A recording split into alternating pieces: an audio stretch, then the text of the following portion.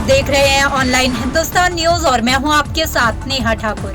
खबरों की शुरुआत करने से पहले एक नजर हेडलाइंस पर। यूपी में 4 चरणों में जिलेवार होंगे पंचायत चुनाव। राज्य निर्वाचन आयोग ने जारी की विस्तृत गाइडलाइंस।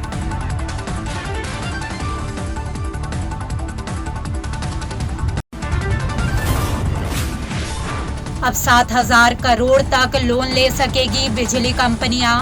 थारू समुदाय को भी पक्के मकान।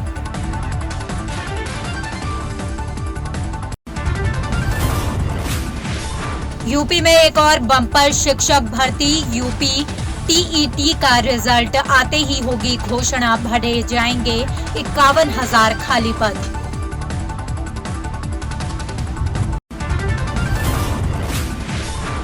यूपी के एससी ओबीसी के लिए बड़ी खबर। नौकरी की परीक्षा की तैयारी निशुल्क करवाएगा सेवा योजना विभाग। 20 तक होगा आवेदन।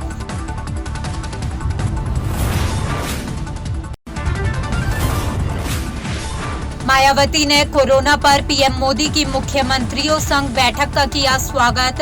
गरीबों को मुफ्त वैक्सीन देने की अपील। अब खबरें विस्तार से। पूर्व मुख्यमंत्री अखिलेश यादव के ऊपर मुकदमा लिखे जाने से नाराज सपाइयों ने करवी कोतवाली अंतर्गत जमकर किया हंगामा।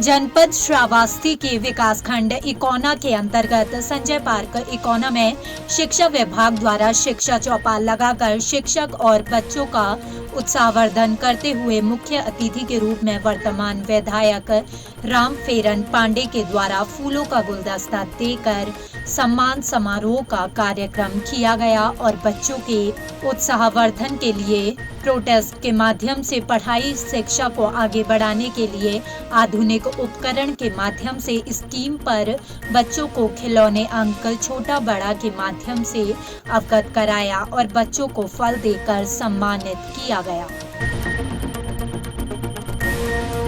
मगहर थाना कोतवाली खलीलाबाद अंतर्गत एनएच पर 4 पहिया वाहन में सवार 2 व्यक्तियों की कार डिवाइडर से टकराए जाने के कारण दुर्घटनाग्रस्त हो गई, जिसमें दोनों व्यक्तियों की मौके पर ही मौत हो गई। सूचना पर मौके पर पहुंचे थाना कोतवाली खलीलाबाद पुलिस पहुंचकर शव को पंचनामा भरकर विधिक कार्रवाई की जा रही है। थाना कोतवाली खलीलाबाद जनपद संत कबीर नगर, यहाँ पर एक मगहर चौकी है और मगहर चौकी के पास NH2 पर एक अल्टो कार का एक्सीडेंट हो गया, जिसमें 2 व्यक्तियों की ऑन स्पॉट मृत्यु हो गई है। दोनों शवों को पंचायतनामा किया जा रहा है और इसके पश्चात मोर्चरी भेजी जा रही है। समस्त विधिक पर कार्रवाइयाँ पूरी की जा रही हैं। इसके साथ इनके घर वालों को सूचित किया गया है और घर वाले भी आ रहे हैं तथा समस्त विधिक कार्रवाइयाँ कर पोस्टमार्टम के लिए डेड बॉडी को भेजा गया है।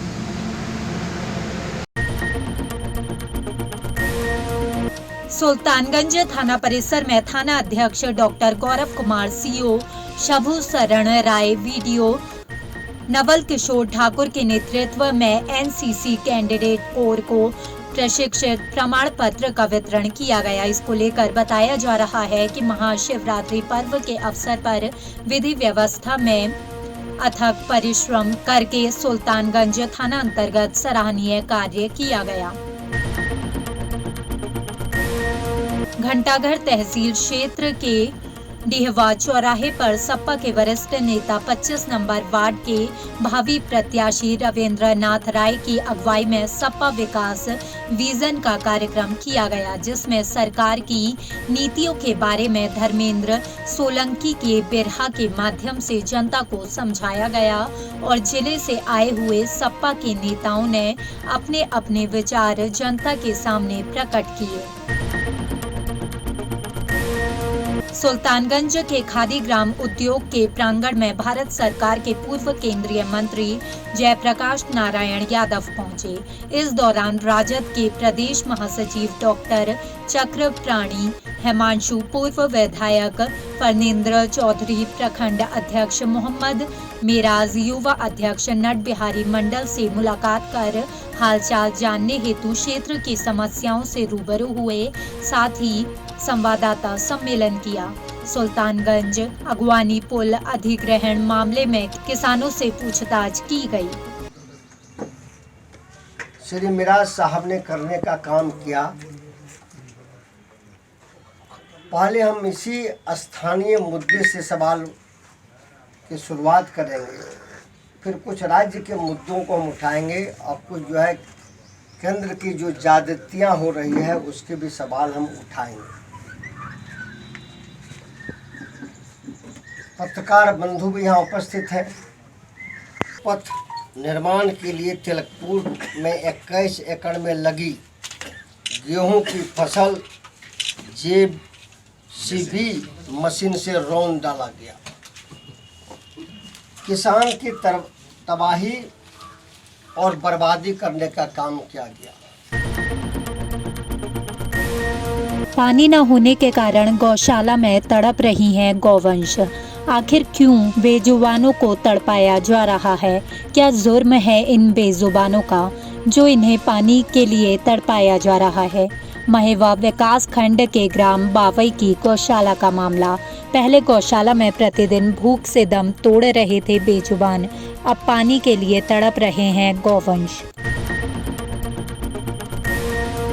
इस वक्त की बड़ी खबर आ रही है चित्रकूट से। आपको बता दें 12 सप्पाइयों की जमानत रद्द, भेजे गए जेल।